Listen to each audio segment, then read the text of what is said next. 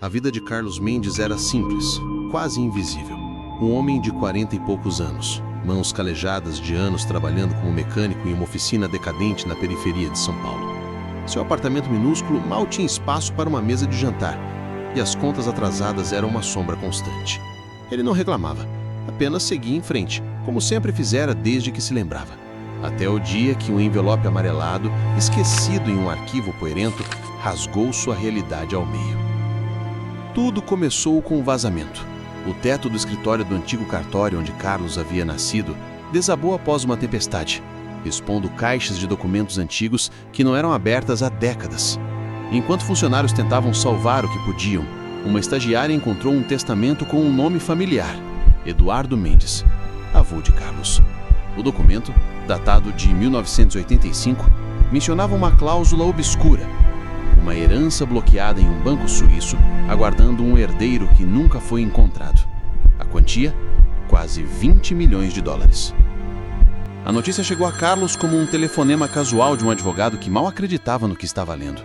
"O senhor tem parentesco com o Eduardo Mendes?" Carlos riu. "Claro que sim, seu avô, um imigrante português que morrera quando ele era criança. Era um homem simples", ele respondeu. "Tinha comerciaria." O advogado hesitou. Parece que ele também tinha outras coisas. O que se seguiu foi uma investigação digna de um thriller. Carlos descobriu que seu avô, longe de ser um simples comerciante, havia sido sócio de um negócio de exportação nos anos 70. Um negócio que floresceu sob segredo, escondido até da própria família. Quando Eduardo morreu de repente, sem deixar instruções claras, a fortuna ficou presa em uma teia de burocracia internacional.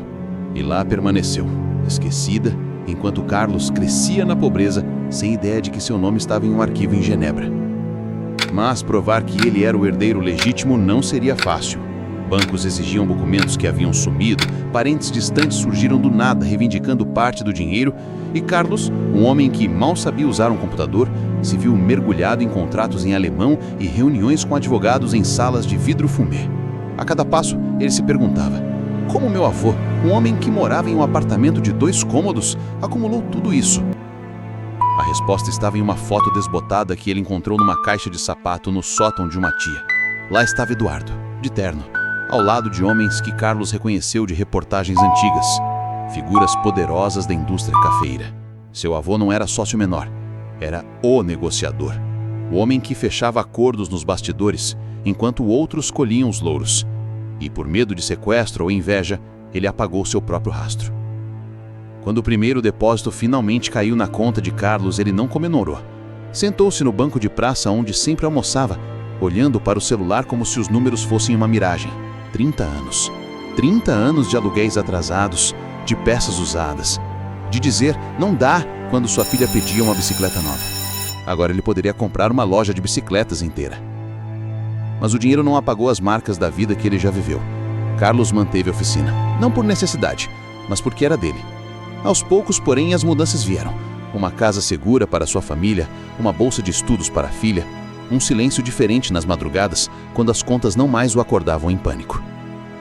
E então veio a pergunta que perseguia os comentários na internet: por que ele nunca soube?